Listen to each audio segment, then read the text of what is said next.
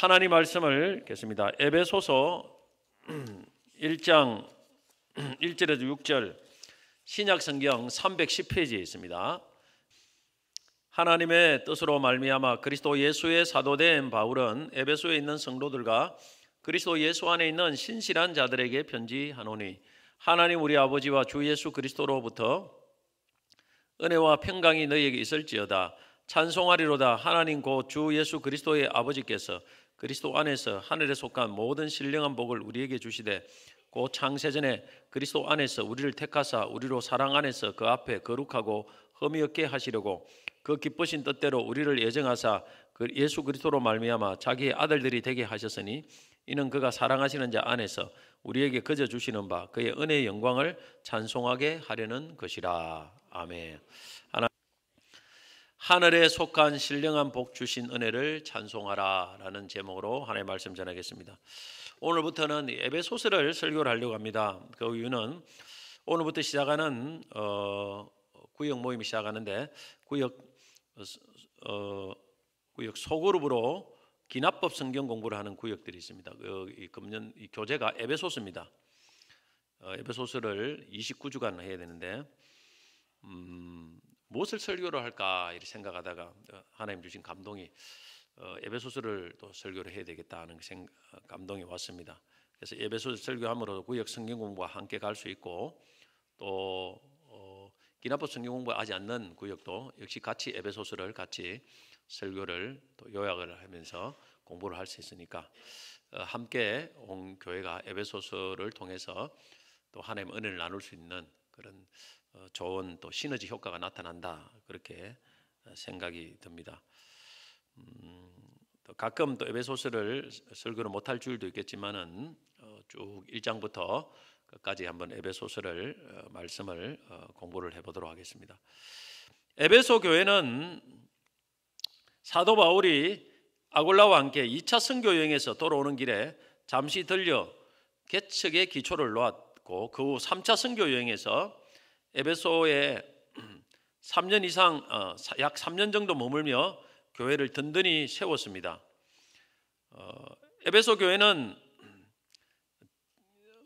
사도 바울이 개척했지만은 후에는 디모데가 목회를 했습니다. 그리고 사도 요한이 목회를 한 곳입니다.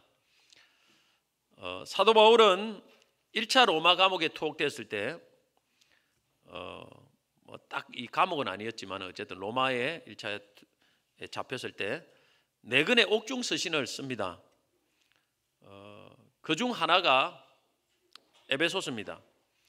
다른 옥중 서신 3권은 빌립보서, 골로새서, 빌레몬서 이렇습니다. 그래서 이 4권을 옥중 서신이다 이렇게 말하는 것입니다. 보통 다른 신약 성경의 서신들은 교회에 특정한 문제가 있어서 그 문제를 해결하기 위해서 쓰여진 것이 대부분입니다. 갈라디아서는 구원론의 문제가 있어서 예수를 믿어야만 구원을 받는다 그런 입장에서 썼고 골로새서는 기독론에 예수 그리스도에 대한 그들이 어떤 교리에 문제가 있었습니다. 그래서 그것을 교정하기 위해서 골로새서를 썼고 또 고린도 전서는 고린도 교회에 사랑이 부족해서 분열이 일어나는 것을 염두에 두고 주로 썼습니다. 그런데 이 에베소서는 그런 특정한 문제를 해결하기 위해서 쓴 서신이 아닙니다. 에베소서는 에베소 교회에 문제가 있어서 쓴 서신은 아닙니다. 다만 성도들의 신앙 정진을 위해서 하나님의 놀라운 섭리와 계획들을 그 교회에 이렇게 알려주는 것입니다. 특히 모든 교회가 그리스도 안에서 하나가 되었음을 말해주는 교회론에 대해서 깊이 설명해주고 있습니다. 그래서 에베소서 하면 교회에 관계대해서 가장 잘 기록한 서신이다 이렇게 생각하면 틀림이 없습니다. 바클레이라는 분은 에베소서를 서신서의 여왕이다 이렇게 말을 했고 로빈슨이라는 분은 바울 서신의 면류관이다라고 할 정도로 에베소서의 내용은 짧지만은 교리적이나 생활 면에서 신앙생활 면에서 좀 완벽하고 풍성합니다. 저는 서신서 중에서 가장 완벽한 교리와 생활을 담고 있는 서신은 로마서를 꼽고 싶습니다. 로마서가 더 완벽한 건 없어요. 로마서는 길지 않습니까? 16장까지. 그런데 에베소서는 완벽하면서도 짧아요. 읽기도 좋습니다. 그래서 굉장히 잘 되어 있습니다. 에베소서는 아주 좋은 참 우리 신앙생활에 유익을 주는 그런 서신이다 볼 수 있습니다. 먼저 서신서를 시작하면서 사도 바울은 자신을 이렇게 소개합니다. 1절의 말씀 같이 한번 에베소 1장 1절 같이 읽어보겠습니다. 하나님의 뜻으로 말미암아 그리스도 예수의 사도된 바울은 에베소에 있는 성도들과 그리스도 예수 안에 있는 신실한 자들에게 편지하노니. 사도 바울은 먼저 자신을 소개합니다. 자신이 사도된 것은 하나님의 뜻으로 되었다고 먼저 말합니다. 사도라는 것은 무엇을 말하느냐면 뜻은 보냄을 받은 자라는 뜻입니다. 사도 우리가 많이 말은 많이 하지만 뜻을 정확하게 알아야 됩니다. 보냄을 받은 자. 누구로부터 보냄을 받았습니까? 하나님으로부터. 예수 그리스도부터 보냄을 받은 사람이라는 것입니다. 그래서 자신은 하나님의 보냄 받은 사람이다. 내가 스스로 그냥 너희들에게 온 게 아니다 이 말이에요. 와서 말씀을 가르치는 사람이 아니다. 우리가 어떤 직분을 받는 것은 내가 잘나서 된 것도 아니고 우리 힘으로 되어지는 것도 아닙니다. 하나님의 주권적인 뜻이 계셔서 우리에게 직분을 주신 것입니다. 그래서 우리는 직분을 받은 사람은 늘 겸손해야 됩니다. 그리고 하나님 은혜에 감사해야 됩니다. 그리고 하나님의 뜻을 생각하면서 하나님 앞에 주어진 직분을 잘 감당해야 됩니다. 무엇보다 작은 일에 맡겨도 충성해야 됩니다. 그래야 하나님이 큰 일도 맡겨주신다는 것을 꼭 기억해야 됩니다. 그리고 에베소서의 이 수신자들을 언급합니다. 수신자들은 1절에 나온 것처럼 에베소에 있는 성도들과 그리스도 예수 안에 있는 신실한 자들이다 이렇게 말했습니다. 성도라는 말은 세상과 구별된 자들이라는 뜻입니다. 성도는 세상과 구별되어 그리스도를 위해서 살아가는 자들입니다. 성도가 세상 사람들과 똑같으면 안 돼요. 그거는 성도가 아니에요. 교인이지. 우리 성도로 살아야 됩니다. 그리고 성도는 그리스도 안에서 신실한 자들이다. 신실하다는 말은 믿음직하고 신뢰감이 있고 또 성실하고 충성되다 이런 의미를 가지고 있습니다. 우리는 하나님 앞과 사람 앞에 신실한 모습을 보여야 됩니다. 성실하고 믿음직하고 충성되어야 됩니다. 회사 가더라도 예수를 믿는 사람은 충성되어야 돼요. 사람의 눈만 가리고 사람 안 보면 대충 생활하고 일도 게을르게 하고 그러면 안 됩니다. 보든 안 보든 간에 성실하고 충성되게 교회 안에도 맡겨놓으면 하나님 앞에 충성을 다해서 여러분 그렇게 성실하게 하나님의 일을 감당해야 됩니다. 그게 그리스도인이에요. 그리스도인은 게으르면 안 됩니다. 게으르면 안 돼요. 불성실하면 안 돼요. 그러면 하나님의 이름에 욕을 먹습니다. 그래서 이 그리스도인은 성도, 구별되고 거룩한 구별되고 신실한 자들이다. 이것이 우리의 특징이라는 것을 잘 알아야 됩니다. 이어서 사도는 성도들에게 이 서신서에서 늘 하던 것처럼 인사를 합니다. 인사말은 두 낱말로 요약될 수 있습니다. 은혜와 평강. 은혜와 뭡니까? 평강. 이것이 사도 바울의 인사의 주 특징입니다. 그래서 에베소 1장 2절 같이 읽어보겠습니다. 하나님 우리 아버지와 주 예수 그리스도로부터 은혜와 평강이 너에게 있을지어다. 자, 은혜와 평강은 우리가 돈으로 세상에서 살 수 없습니다. 쿠팡에 주문 안 됩니다. 아마존 가도 안 되고요. 그 다음에 중국에서도 직구가 구입 불가능합니다. 은혜는 하늘로부터 하나님 아버지와 예수 그리스도로부터 택배가 옵니다. 여기서 주어집니다. 하나님이 구해야 됩니다. 은혜 평강. 은혜라는 것은 하나님이 받을 자격이 없는 사람에게 값없이 공짜로 주시는 호의와 선물입니다. 저나 여러분이나 사실 하나님으로부터 무엇을 떳떳하게 요구할 수 있는 자격이 없고 공로가 전혀 없습니다. 그런데 은혜 받을 자격은 있습니다. 다른 거 받을 자격은 없어요. 그런데 은혜는 자격을 따지지 않아요. 자격 없는 자에게 주시는 것이 은혜입니다. 그래서 우리 모두는 은혜를 구해야 됩니다. 우리는 은혜 받을 자격은 있어요. 할렐루야. 얼마나 좋습니까? 그 은혜 받을 자격이 없는 자에게 주어지는 것이 은혜입니다. 세상에 공짜는 없다는 말이 있습니다.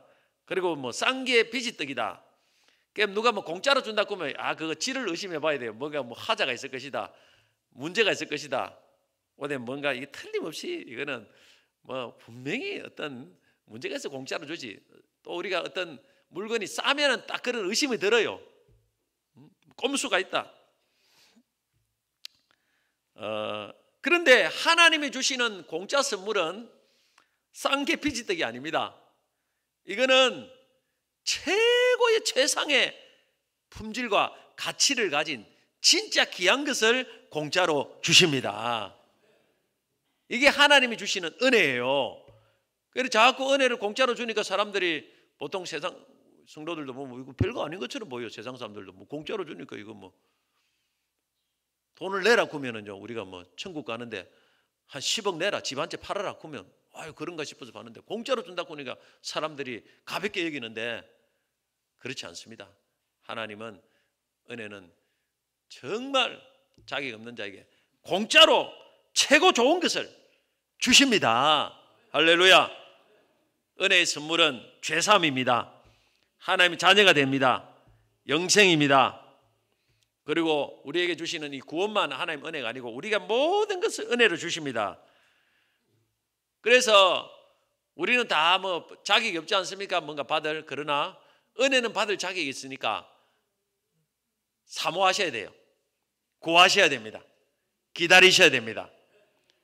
자격 없다고 그냥 주는 건 아니에요. 하나님께서 공짜니까 그냥 주는 건 아닙니다.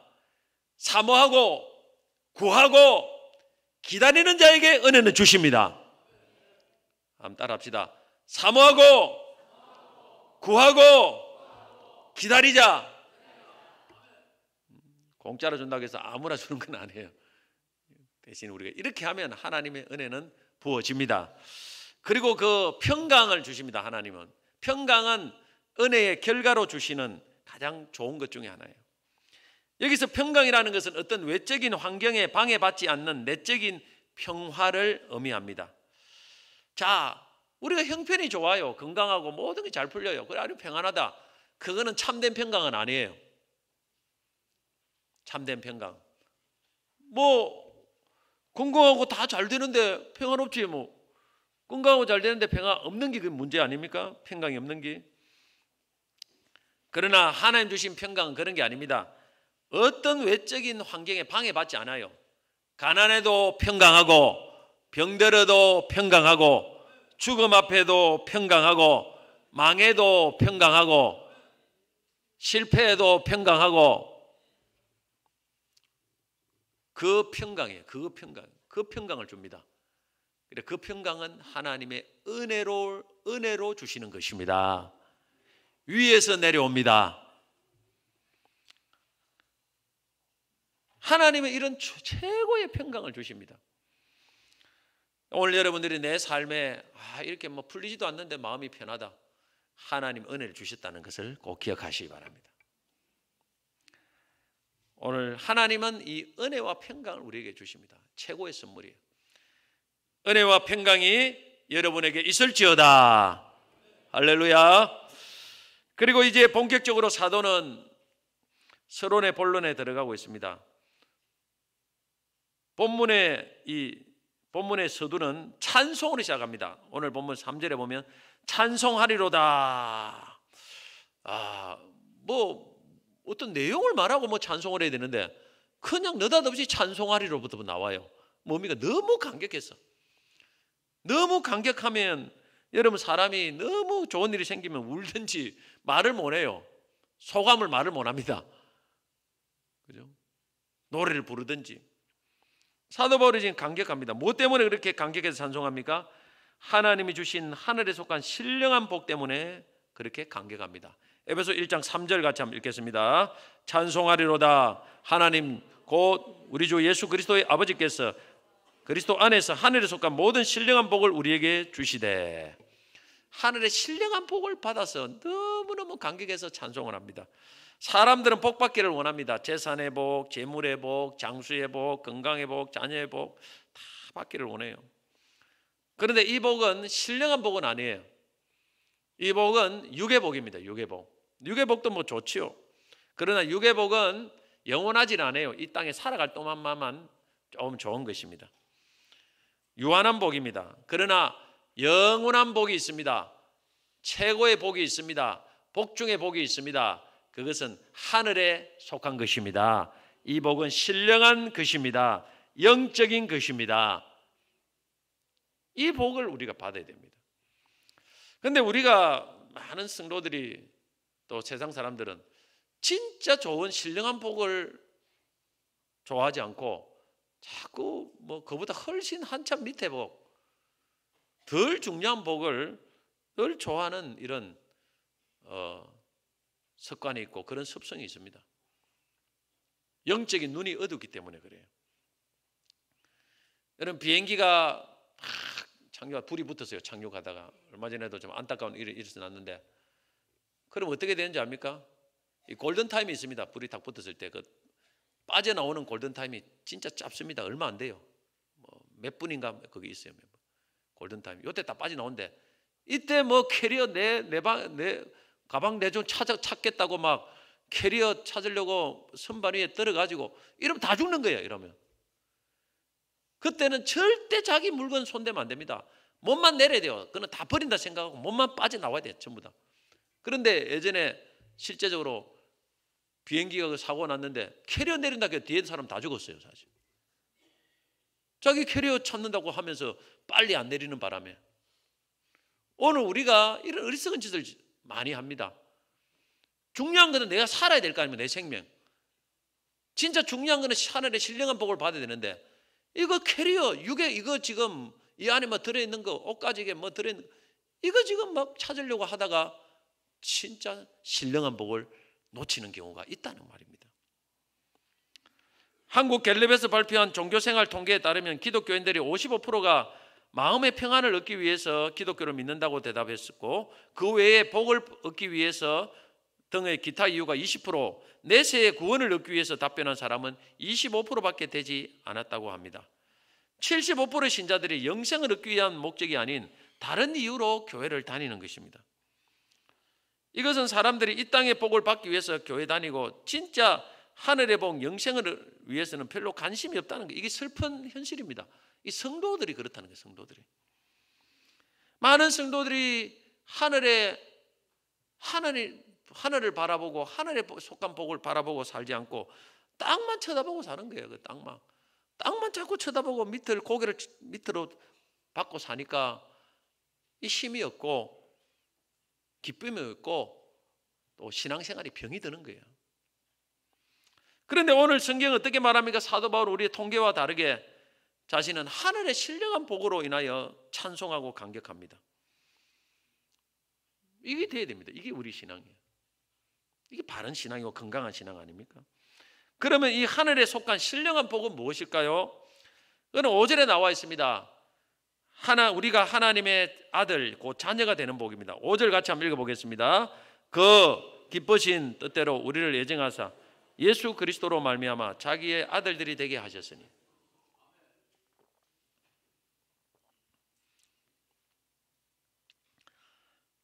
그 기쁘신 뜻대로 우리를 예정하자 예수 그리스도로 말미암아 자기 아들들이 되게 했다. 하나님이 우리의 자제가 되는 복이 신령한 복이라고 말합니다.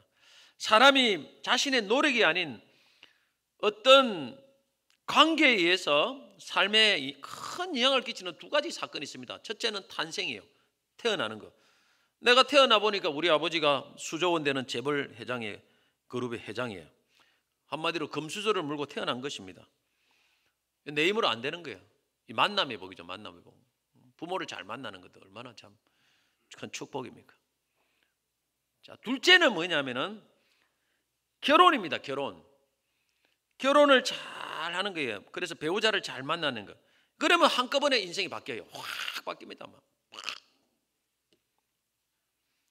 어떤 사람들 그런 사람 있지 않습니까? 다 유명한 사람들을 만나가지고 한꺼번에 인생이 바뀌는 거예요. 사실 우리가 어떤 태어나는 건 내 마음대로 안 돼요. 근데 결혼은 내가 선택하지 않습니까? 선택을 하는 거예요. 이 두 번의 이 만남이 엄청 중요한 만남입니다. 그래서 아직 결혼을 하지 않는 분들은 여러분 기도 많이 하시기 바랍니다. 첫 번째 내가 이 탄생은 좀 내 마음에 안 들지 모르지만은 두 번째는 성공해야 돼요. 자, 두 번째도 실패했습니다. 그 심심한 위로를 드립니다. 여러분들. 자, 그런데 마지막 찬스가 있습니다. 기회가 남아 있습니다. 마지막 찬스. 이거는 첫 번째, 두 번째 다 실패해도 이것만 성공하면 여러분 완전히 다시 반전시킬 수 있습니다. 마지막은 뭐냐? 바로 하나님을 만나는 것입니다. 할렐루야. 첫 번째, 두 번째 만남의 복이 진짜 큰 복이에요. 사실은 엄청난 복입니다. 그런데 이 첫 번째, 두 번째 복을 다 합친 것보다 비교 안 될 정도로 더 큰 복이 하나님을 만나는 복입니다. 할렐루야. 하나님을 만나면 하나님이 우리 아버지가 되고 우리는 하나님의 자녀가 됩니다. 할렐루야. 어떻게 가능합니까? 예수님을 믿고 영접하면 그렇게 됩니다. 이 복이 임합니다. 요한복음 1장 12절 영접하는 자 곧 그 이름을 믿는 자들에게는 하나님의 자녀가 되는 권세를 주셨으니 믿기만 하면 됩니다. 사실 첫 번째 결혼, 첫 번째 탄생도 내 마음대로 안 돼요. 두 번째 결혼은 내가 그런 사람을 택하고 싶어도 그 사람이 나를 안 택해줘. 그래서 내가 이게 뭐 좋은 사람 만나려고 하면 나도 자격이 있어야 돼. 내가 뭐가 자격이 있어야 되지. 안 그렇습니까? 그래서 좋은 사람 만나기 쉽지 않은 거예요. 내가 못 갖추면. 그런데 세 번째 복은, 하나님 복은 우리 자격이 필요 없어요.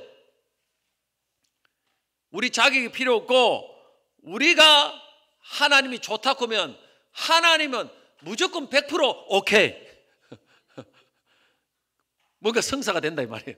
무조건 하나님 자녀를 받아주는 거예요. 우리가 좋다는데 하나님이 나는 싫다. 그런 법은 없어요. 그러니까 이 복은 정말 하나님이 은혜로 주시는 복입니다. 모두에게 열려 있습니다. 할렐루야. 우리가 마음만 먹으면 이 복을 다 받을 수 있습니다. 이 복을 잡아라는 거예요. 그러면 우리가 하나님의 자녀가 되는 권세가 주어집니다. 할렐루야. 자, 하나님의 자녀의 권세가 뭘까요? 하나님 자녀가 되면 하나님 자녀의 권세가 되면은, 권세는 뭐냐면 하나님이 받을 수 있는 아버지 것이 다 내 것이 돼요. 아버지 것이 다 상속받습니다. 재벌 회장님 자녀들 보면 그 딸이고 아들이고 다 아버지 것을 분리해서 큰 아들은 많이 주고 작은 아들은 뭐 안 와도 뭐 호텔도 하나 주고 딸도 주고 뭐도 주고 사위도 주고 다 줘버려요. 그 다 나눠주고 경영합니다. 아버지 것이 누구의 것? 자녀의 것이 되는 거예요. 그러면 하늘 아버지 것이 누구의 것이 됩니까? 자녀인 우리 것이 되는 거예요. 할렐루야. 이게 자녀의 권세입니다. 천국도 아버지 것인데 우리 것이 되고 이 세상의 물질도 하나님 것인데 우리 것이에요. 하나님이 안 가진 게 없어요. 모든 걸 하나님 다 가지는데 이것이 누구의 것입니까? 우리 것이 되는 거예요. 이게 자녀의 권세입니다. 한번 따라합시다. 하나님 것이 다 내 것이다. 그런데 왜 걱정합니까? 왜 걱정해요? 왜 걱정합니까? 이 세상 사람들은 이해를 못 해요.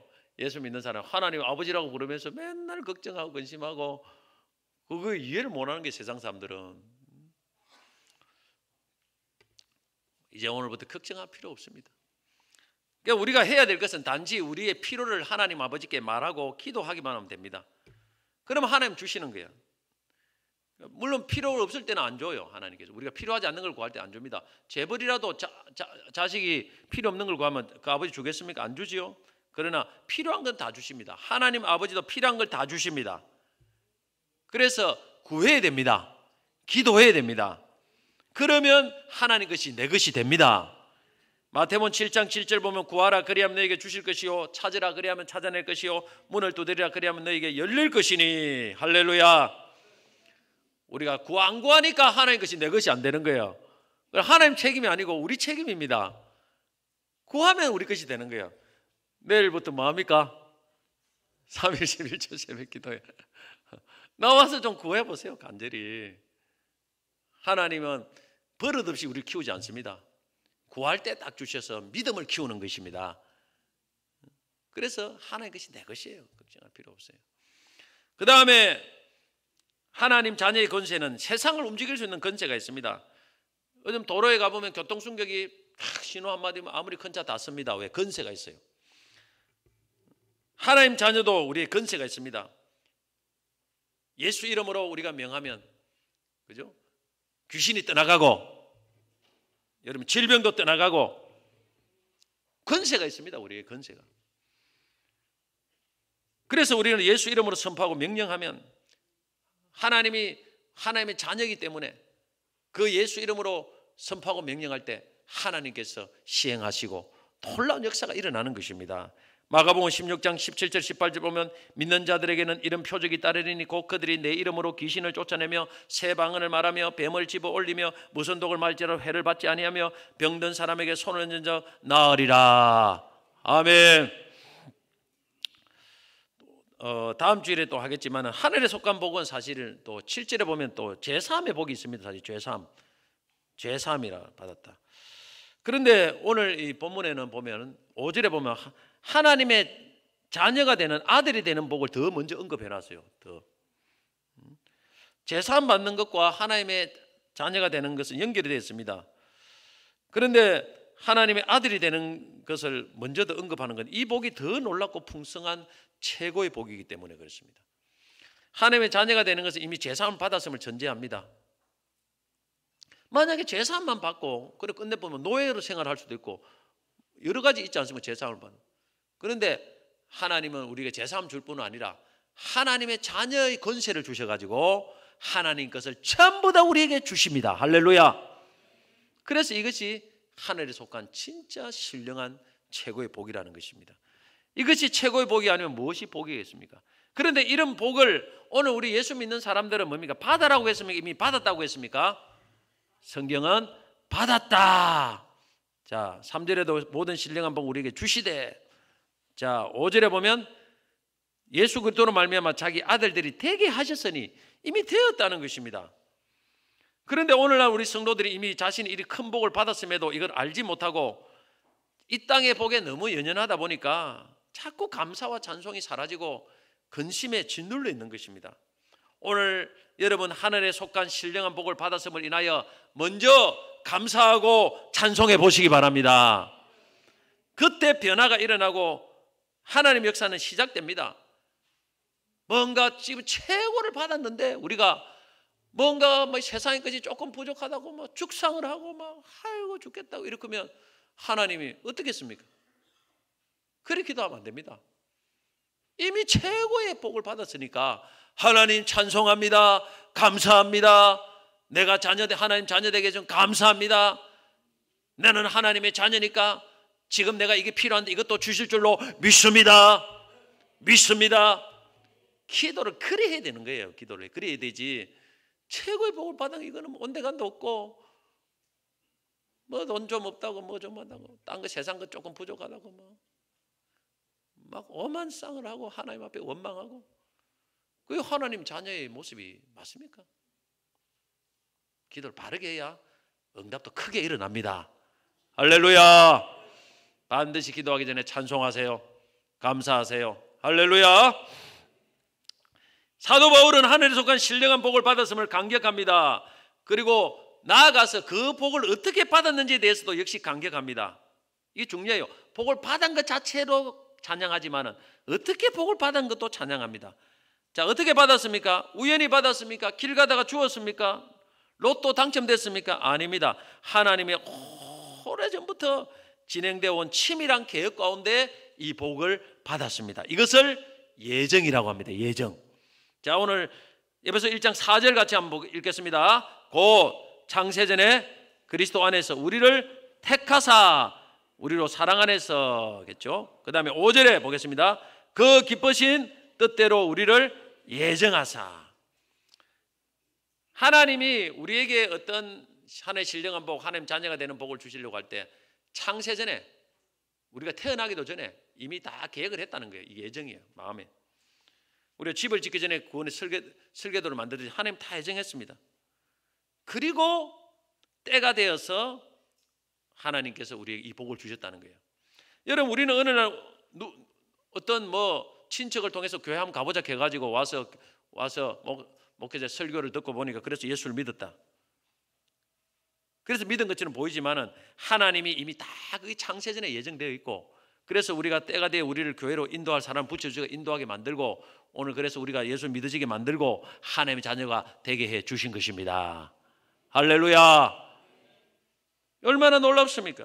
무엇 때문에 하나님께서 우리를 이렇게 하나님이 구원하시고 하나님 자녀로 만들어주셨습니까? 그것은 하나님의 기쁘신 뜻대로 되었다고 해도 5절에 기쁘신 뜻대로, 그리고 4절에는 우리를 사랑 안에서, 우리가 나은 점이 있어서 그런 게 아닙니다. 우리가 예수 믿도록 만들고 하나님 자녀가 되게 한 것이 아니고 다른 사람보다 뛰어난 것이 없어요. 그냥 하나님이 기뻐서, 하나님이 그냥 우리를 사랑해서 이것을 은혜라고 하는 것입니다. 은혜 때문에. 할렐루야.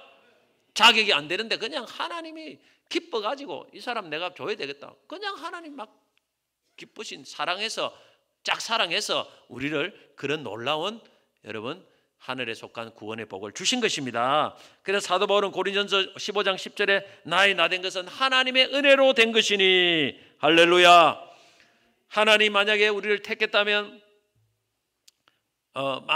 만일 우리가 하나님을 택했다면, 내가 손을 놓아버리면 이 하늘의 신령한 복이 우리를 떠나갈 수 있지 않겠습니까? 내가 잡았다면. 그런데 하나님이 창세전에 하나님 우리를 먼저 짝사랑해가 잡았어요. 짝사랑해가지고 잡은 사람이 그 놓겠습니까? 안 놓지요. 그 사람은 자기가 좋아가지고 잡았으니까. 그래서 이 하나님이 하늘에 속한 복도 하나님이 좋아서, 하나님이 짝사랑해서 우리를 잡았으니까 하나님이 먼저 우리를 버리지 않는다는 거예요. 우리가 의도적으로 버리려고 하지 않으면 하나님 절대 우리를 버리지 않습니다. 아니, 하나님 손은 끝까지 우리를 붙들어 주시는 것입니다. 그래서 이것이 뭐냐면은 이 예정이 얼마나 하나님이 예정을 하나님이 우리를 구원하시되 예정해서 구원했다는 사실이 얼마나 큰 은혜가 되는지 모릅니다. 서커스에 보면 여러 가지 이 서커스 재밌는 것들 합니다. 제가 어릴 때는 우리 서커스단이 많이 있었습니다. 그래서 저는 어릴 때 고향에 있었던 서커스를 구경하고 했습니다. 서커스 보면 외발 자전거도 타고 그래요. 그 재미없어요, 별로. 외발 자전거 타고. 시시합니다. 다른 것도 마찬가지, 접시 돌리는 것도 시시하고. 근데 서커스에 제일 재밌는 게 있습니다. 뭡니까? 위에 보면 공중 그네 타기. 요걸 해야 되는데, 자, 높은 곳에 그네를 매달아 놓고 두 사람이, 한 사람은 대롱대롱 매달고 한 사람은 여기서 이렇게 왔다 하면서 붕 날라가지고 잡지요. 이 그네 타기.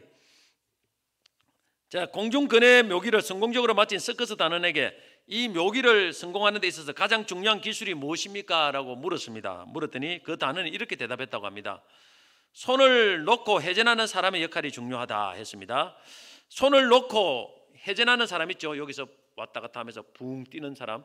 이 사람이 명심해야 될 것이 두 가지 원칙이 있다고 했습니다. 첫째는 자기 생명을 붙들어 주고 있다고 믿고 있던 그네에서 정확한 타이밍에 가감하게 손을 놓는 것이다 했습니다. 잠시 머뭇거리도 안 되고 손을 안 놓고 잡고 있다고 타이밍을 놓치면 안 된다는 것입니다. 또 너무 긴장해서 빨리 놓으면 그것도 바닥으로 떨어지는 거예요. 또 두 번째 원칙은 뭐냐면 그네에서 손을 놓은 후 절대로 파트너의 손을 자기가 잡으려고 하면 안 된다는 거죠. 매달려 있는 사람 손을. 이 사람은 손을 딱 완전히 맡기고 파트너에게 맡기고 손을 쭉 뻗기만 하면 돼요. 그래야 묘기에 성공할 수 있다고 합니다. 오늘 이 서커스 단원의 말을 우리 믿음의 하나님과 우리와의 믿음의 관계에서 한번 교훈을 얻어보려고 합니다. 첫째는 우리가 타고 있는 이 그네, 세상 그네를 놔야 돼요. 믿음은 이걸 꽉 붙들고 있으면 절대 여러분 안 됩니다. 하나님의 손을 못 잡고 믿음에 이럴 수 없어요. 통장 꽉 붙들고 이거는 막 주님은 포기해도 이거는 포기 못한다. 자녀도 마찬가지. 이걸 붙들고 막 이러면 안 돼요. 손을 놔야 돼. 그걸 손을 놔야 돼. 손을 어느 타이밍에. 그게 바로 그래야 하나님 손을 붙들 수 있지요. 두 번째로는 내가 놓고 하나님 손을 잡으려고 하면은 내가 하나님을 잡으려고 하면 안 돼.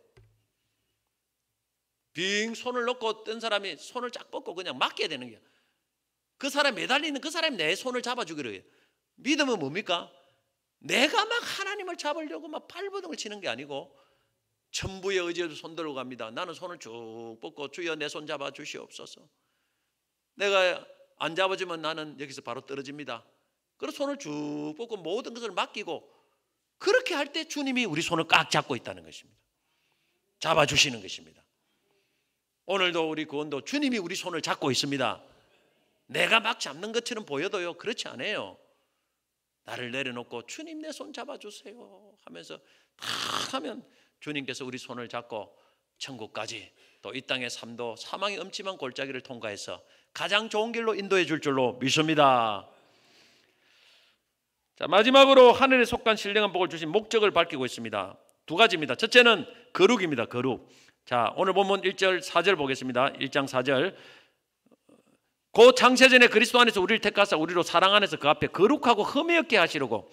하나님은 우리를 구원하신 목적은 거룩입니다. 거룩은 구별된 삶을 말합니다. 악인의 꾀를 따르지 아니하고 죄인의 길에 서지 아니하고 오만한 자리에 앉지 아니하고. 세상은 죄악으로 물들어 있습니다. 이런 세상에서 다르게 살아야 됩니다. 은행심사 다르게 해야 돼요. 왜 거룩이 하나님이 우리를 구원하신 목적이 됩니까? 목적 중에 하나입니까? 이 더러운 세상 가운데 거룩해야 하나님을 가장 잘 드러낼 수 있기 때문입니다. 베드로전서 1장 16절 내가 거룩하니 너희도 거룩할지어다. 찬양은 하나님을 드러내고 자랑하는 것입니다. 하나님을 막 높이는 것, 드러내는 거예요. 그러니까 우리가 이 세상은 다 보면 전부 다 더러워요. 거기에서 거룩해야 하나님이 우리를 통해서 하나님을 나타낼 수 있다는 말입니다. 영광을 하나님 받을 수 있다는 말입니다. 그래서 거룩해야 된다는 것입니다. 그게 우리의 목적이에요. 하나님 우리를 구원하신 목적입니다. 거룩이 없는 성공과 형통에 속지 마시길 바랍니다. 세상 방법, 수단, 오만 것 가리지 않고 여러분 성공을 해서 달려가는 것은 절대 하나님이 원하시는 바가 아닙니다. 데살로니가서 4장 7절에 8절 보면 하나님 우리를 부르시면 부정케 하심이 아니요 거룩케 하심이니 그러므로 저버리는 자는 사람을 저버림이 아니요 너희에게 그의 성령을 주신 하나님을 저버림이라. 거룩을 저버리는 것은 결국 하나님을 여러분 버리는 것과 똑같다는 것입니다. 그만큼 거룩이 중요합니다. 둘째는 하나님이 우리를 신령한 복을 주신 목적은 하나님의 은혜의 영광을 찬송하는 것입니다. 오늘 에베소 1장 6절에 보면 이는 그의 사랑하는 자 안에서 우리에게 그저 주신 바 그의 은혜의 영광을 찬송하게 하려는 것이다. 이는 하나님 우리를 택하셔서 하나님의 자녀로 만들어주신 목적입니다. 목적. 찬송입니다. 12절에도 14절에도 역시 같은 목적이 나와 있습니다. 하나님의 은혜를 찬송하는 것은 우리의 살아가는 목적이자 하나님이 우리에게 신령한 복을 주신 목적입니다. 우리는 입으로 찬송하고 우리의 삶으로 찬송하고 영광 돌려야 됩니다. 하나님의 영광이라는 것은 하나님을 드러내는 걸 말합니다. 드러내는 것. 하나님의 스포트라이트가 하나님께 가도록 만드는 것입니다. 오늘 우리가 하나님 주신 은혜를 통해서 영광을 드러내야 돼요. 하나님 앞에 영광을 찬송해야 됩니다. 우리의 기도 제목도 오직 하나님의 영광을 돌리고 찬송하는 것이 목적으로 기도해야 됩니다. 88 서울올림픽에서 세계인의 이목을 끈 여자 육상 선수가 있었습니다. 그녀는 세계에서 가장 빠른 여자라고 불리는 그리피스 조이너입니다. 뭐 유니폼도 엄청 화려했습니다. 엄청 화려했습니다. 약간 흑인 선수인데 그녀가 금메달을 따자 많은 기자들이 몰려 취재 경쟁을 벌였습니다. 그 가운데 미국 MBC 방송의 한 기자가 달리면서 어떤 생각을 합니까? 물었더니 주저하지 않고 대답했습니다. 하나님께 영광 돌릴 것을 생각하며 달립니다. 최선을 다함으로 내 자신과의 싸움에서 이긴 후 하나님께 영광을 돌릴 때만큼 인생의 보람을 느낀 적이 없었습니다. 오늘 우리도 모든 일을 할 때 하나님께 영광을 돌릴 것을 생각하면서 살아가야 됩니다. 장사를 해도 마찬가지고 공부를 해도 마찬가지입니다. 우리가 그리피스 조이너처럼 세상적으로 성공해야만 하나님께 영광의 찬송이 될 수 있는 것은 아닙니다. 그러나 그렇게 할 수 있으면 그렇게 되기를 힘쓰십시오. 그러나 실패와 고난이 와도 하나님께 영광 돌리고 찬송할 수 있습니다. 어떻게? 실패와 고난이 왔을 때 절대 두려워하면 안 돼요. 담대하시고 그리고 하나님을 찬송하시기 바랍니다. 그러면 하나님께 영광이 돌려집니다. 전도자 존 버년 이 신앙 때문에 베드포드 감옥에 갇혀 있을 때에 그는 사형 선고를 받은 사형수의 몸이었습니다. 그때 존 버년은 죽는 것이 몹시 두려웠다고 했습니다. 그러나 그에게 있어서 더욱 두려웠던 것은 여러 사람이 자기의 두려워하는 모습을 보고 복음에 대해 불신을 가지게 될까 봐 그리고 하나님의 영광을 가리우게 될까 봐 더욱 걱정스럽고 염려가 되었다라는 것입니다. 우리가 실패하고 고난을 만날 때 세상 사람들은 100이면 100 거의 다 두려워하고 그냥 죽상입니다. 그런데 오늘 우리는 그런 두려움과 고난 가운데도 여러분 담대하게 하나님을 찬송하세요. 그러면 세상 사람들이 야 뭔가 다르구나. 오늘 여러분 고난을 당하고 어려움을 당하고 우리가 진짜 두려워야 되는 것은 고난 가운데 내가 죽는 것이 두려운 것이 아니고 하나님의 영광을 가릴까 봐 내가 벌벌 떨고 그 고난과 두려움 속에 벌벌 떨면서 세상 사람들이 보기에 하나님의 영광을 가릴까 봐 그것 자체를 더 두려워해야 됩니다. 오늘 여러분 실패와 고난 나아가 질병과 죽음 앞에도 담대하게 하나님을 찬송하시기를 축복합니다. 그것이 하나님이 우리를 구원하신 목적입니다. 말씀 뵙겠습니다. 하나님이 우리에게 주신 최고의 복은 하늘에 속한 신령한 복, 구원의 복, 하나님의 자녀가 되는 복임을 믿으시기 바랍니다. 땅의 복만 바라지 말고 이미 주신 하늘의 신령한 복을 찬송하시기를 바랍니다. 누리시기를 바랍니다. 우리는 하나님의 자녀의 권세가 있습니다. 하나님 것이 우리의 것입니다. 그리고 이 복은 창세전에 예정해 놨습니다. 경고합니다. 누구도 빼앗을 수 없습니다. 찬송하세요. 그리고 이 복을 주신 목적은 거룩과 하나님의 은혜의 영광을 찬송하는 것입니다. 어떤 상황이 있더라도 오늘 여러분 우리는 거룩을 지키고 또 하나님 앞에 찬송하세요. 그래서 하나님께 영광 돌리는 그런 멋진 삶을 살아가시기를 주의 이름으로 축복합니다.